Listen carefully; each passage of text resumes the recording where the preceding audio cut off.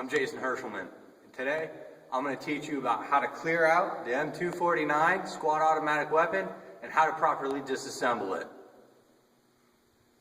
Like I said, the first thing that we need to go over is properly clearing this weapon. So come on in and let's get a look at it.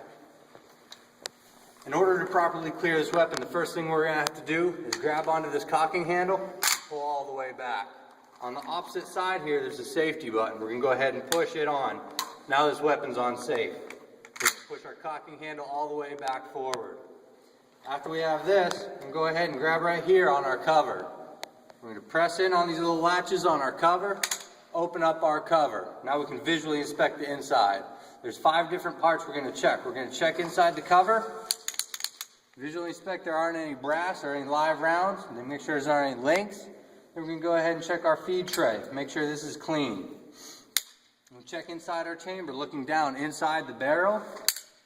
And we can go ahead and look through our ejection port, make sure we don't have anything in our ejection port. And finally, we're going to look inside our magazine well on the side. Once all 5 of these points are clear, go ahead and announce it clear. Go ahead and close our cover. Pull back on our cocking handle again. Place the weapon to fire. We're going to squeeze the trigger and ride our cocking handle forward.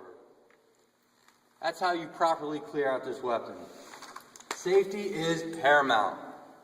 We have to make sure that we're always safe with these weapons. Now that we know how to properly clear out this weapon and we know that this weapon is safe, we're going to go ahead and start to disassemble it. The first step in disassembling is clearing. Since we've already done that and we verified that our entire bolt is forward, we're going to go ahead and disassemble our weapon.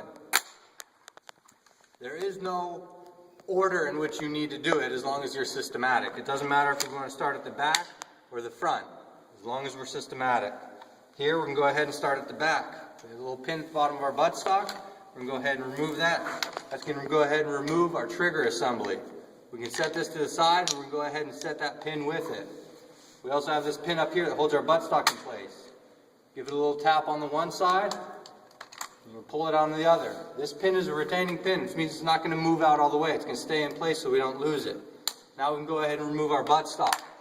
Take our buttstock, set it off to the side.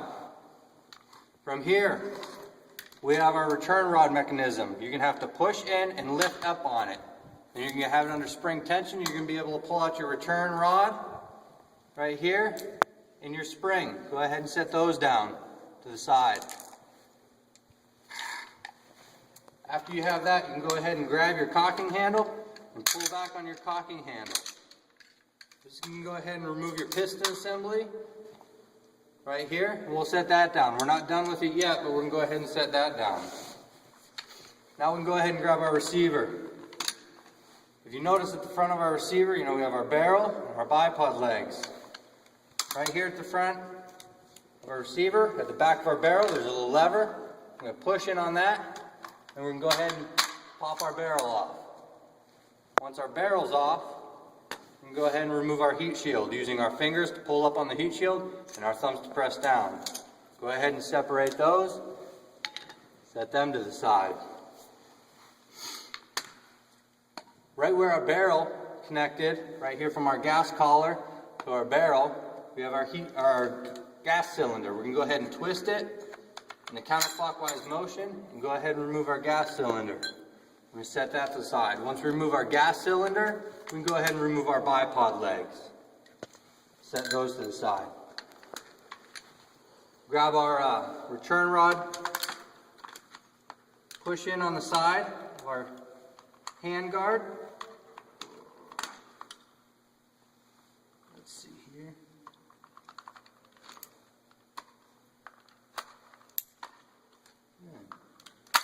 There we are. And you can go ahead and remove your hand guard. That's going to be how you disassemble your 249. We're also going to go ahead back to our piston. We're going to go ahead and remove our bolt carrier.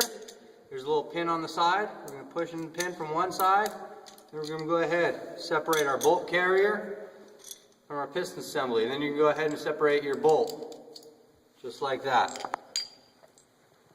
This right here is the disassembly for your M249 squad automatic weapon. It's important to know how to disassemble this weapon in case you are in the field or in case you do have this weapon. You need to be able to perform your preventative maintenance techniques on this. After you disassemble this weapon, you can go ahead and inspect it, make sure everything's in proper working order, make sure everything looks how it's supposed to and is functioning properly. I went over a little bit of the nomenclature with you, explaining what these parts are. Every single part in this weapon is very important to it. You need to make sure, if you are carrying this weapon, you know exactly what each part does and how it's supposed to work. I hope that today you've got a firm understanding of exactly how you're supposed to disassemble this weapon, that safety is paramount. We always need to make sure that we're safe with weapons. We always need to treat them as if they're loaded.